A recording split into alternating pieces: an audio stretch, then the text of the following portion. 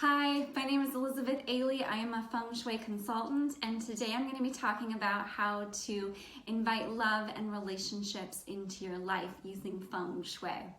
So the first thing that I would like you to do before beginning is to really get clear on how you love yourself, because that is the number one step that you should take, because that's your primary relationship, right? Is with yourself. So get clear on how you love yourself, how you accept yourself.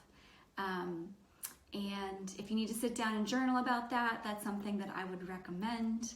And once you have done that, and you've gotten clear on, the things that you love about yourself and why you appreciate yourself, then I think that you are in a good place to then really seek more love from other people and from relationships. So what you do after that is take a look at your southwest corner. So we're using the Bagua here, and this is the traditional or classical Feng Shui Bagua, which is using the ancient information, which is over 4,000 years old. And the ancient masters, the ascended masters, are showing us that it is by degrees, right? So this is the traditional Bagua map, which I think is most impactful. Take a look at your southwest corner and analyze what's there. So this is the southwest corner of your home. If you live in a house that's shared with other people, then that would be your bedroom. So just that primary southwest corner. Of course, this apartment or anything like that would be the southwest corner of the entire place. So what do you have there? Is it something positive, or is it something kind of gross and cluttered and dirty? Really take a look at that space. That's the number one thing that you want to do. And really sit with the things that you see there. It can be alarming for some people what they find. They're like, oh my God, I personally have had missing southwest sections of two major properties, and where I lived for a very long time. And it was interesting. Southwest is also the location for the woman of the household. So if you identify as a woman, and this is your home, this is also your area, right? So it also represents you as well. So if that section is missing, like it was for me, think about what that means for you. It can have something to do with relationship, but if you are a woman, for example, it could also signify places you're not showing up for yourself. So this is why it's really important, I think, to journal and to get really clear on your why and your intention for this. But really take a look at the southwest corner. What do you have there? This is about love, relationship, marriage. And take a look. Are there things that need to be cleared and cleaned up and moved? Go ahead and do that.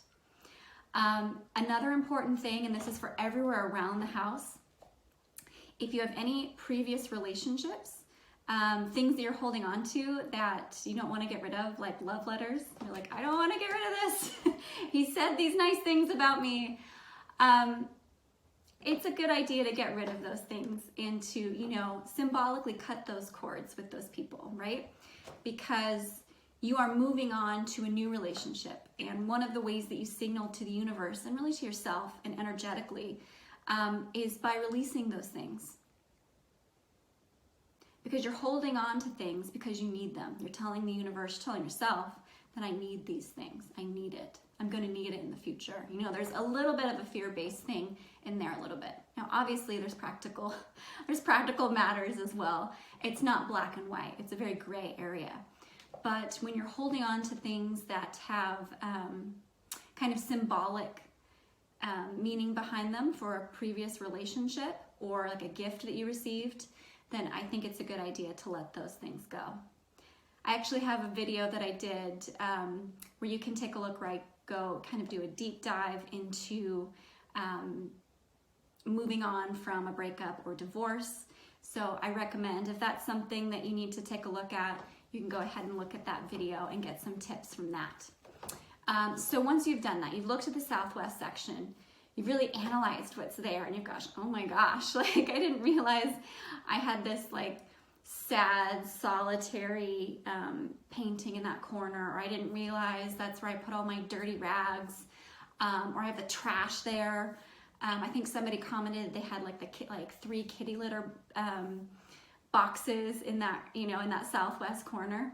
So those are things you want to look at, right? And the southwest is love and relationships. You're going to actually want to, you know, clear out, clean it, and then add things to that space that make you feel uplifted and loved.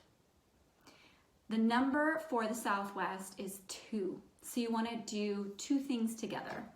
And a really good example that I have is right here.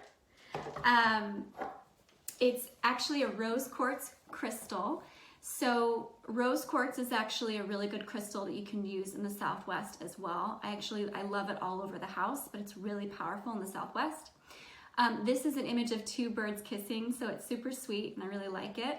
But something like this, you know, like a statue that has 2 things together, or like a couple embracing. It can be really something really simple, but you want to make sure to kind of group things in pairs. And in general around your house, particularly in the southwest corners of your home, you're going to want to start pairing things in 2, like salt and pepper, you know, keep them together. You have oil and vinegar, like you want to start looking around and seeing, am I pairing things in 2? Or in groups, or do I have a lot of just, you know, like statues or paintings of just one person?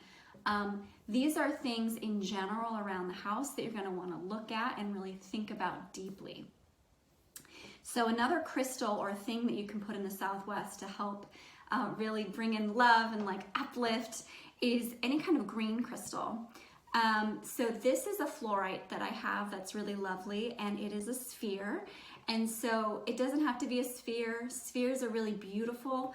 I use them in a bunch of different areas because what's nice about them is they really kind of ripple out that energy all around very nicely, and it kind of just goes, you know, in all directions, right? So it's a really nice way to kind of bathe that area in that energy. So a green crystal could of course be like a fluorite. It could also be like jade. It can be anything that really calls to you. You know, they say that the crystal chooses you. You don't choose the crystal. And I actually do believe that. I've gone to, you know, crystal stores or gem stores, and there's just certain ones that you're drawn to and that make you feel kind of nice and make you feel happy. And, you know, those are the ones that you're going to want to go for. The reason you want to pick a green crystal, if you're not going to do rose quartz crystal, which is also lovely, a pink crystal, is because green is the color of the heart chakra. So you're putting a little bit of love in this zone energetically in your home. And of course with crystals, if you're not familiar, you're going to want to program them, which simply means that you can hold them, you can close your eyes, of course, after you've cleared them. And what I mean by that is, you know, over running water, for example, that wouldn't work for a fluorite because it's actually water soluble, but it would be fine with things like jade. You can also people use smoke, you can use sound. Some people like to bury them in the ground, for example. So there's lots of different ways you can kind of clear a crystal. Salt, of course, works really, really well. It's a great cure. But once you've cleared it, you want to just hold it in your hand and, you know, maybe think about something that fills you with love. Maybe it was embracing with your, you know, hugging your mom even. It's just something that makes you feel really happy and loved. And then you ask and you intend, you want to bring more of that into your life. And if it's very specific that you'd like to have, you know, a relationship with someone, then go ahead and state that. Place it in the southwest corner of your home or southwest corner of your bedroom. It's also really powerful because we spend a lot of time in our bedroom, right, when we're sleeping.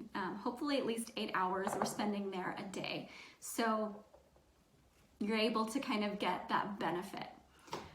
Bedrooms are really personal because we spend so much time there.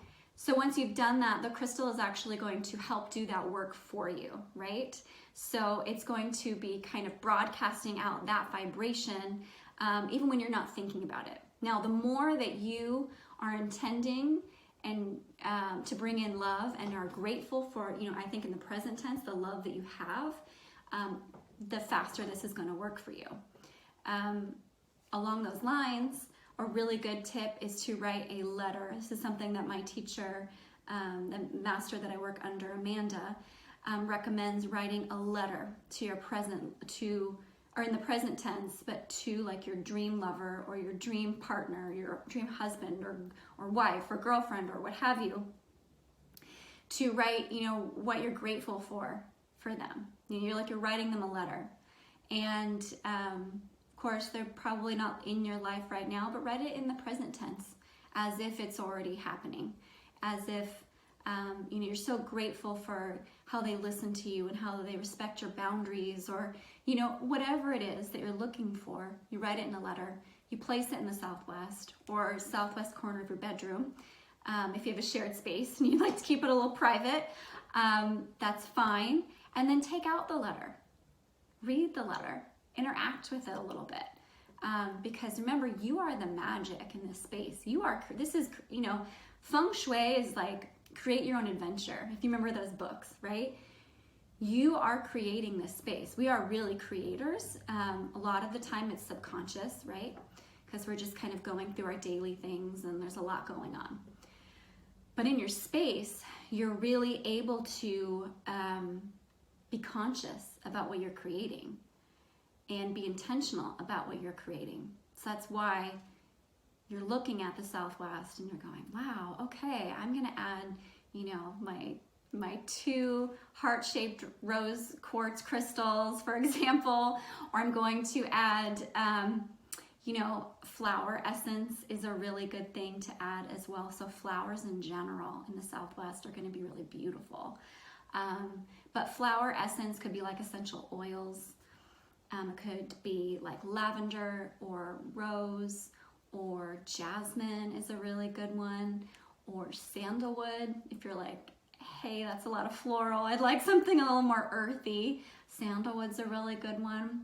I'm sure there are other beautiful ones, so if you know of any other flower essences, please comment, let me know, I'd love to know. But you can diffuse those oils there. You can, mix maybe a little perfume oil, like essential oil perfume there, and then, wear it every day. So you kind of are reminding yourself, I'm pulling this energy in. I'm inviting this in. So another really powerful thing that you can do is, and this is right up there with, making the southwest space intentional, is to make sure you have room for this person that you're inviting in. You're telling the universe that you are ready, So what does that look like? It looks like having like a queen size bed, right? Or a bed big enough for somebody else to sleep there. Having 2 nightstands on the bed, so it's really balanced, right? 2 lamps, so they have a way to see if they're reading next to you or something. Making sure, like if you enter in your house and you have like 1 hook where you hang your jacket, well, go ahead and add, 2 hooks or maybe a little bit more. So you're saying, hey, I'm ready, guys. I'm ready to have the party. Like, let's get it going. In the bathroom, have room in the medicine cabinet. Make sure that you have like enough towels for someone if they're coming over. This could be a little forward, but you could have like a toothbrush ready for when someone's gonna be there, because you're telling the universe, I'm ready for this. I'm ready for this person to come into my life. So anything that you would want to provide to somebody else in your home, in your space, go out and purchase that and have it ready for when they come. Another really important thing that I want to go over is peach blossom, which is kind of considered advanced feng shui. And what I find funny about that is that it's using flying star information, which really isn't advanced feng shui. it is the traditional Feng Shui that I practice. And it's, you know, practiced very prevalently in the East. It's not really well known in the West.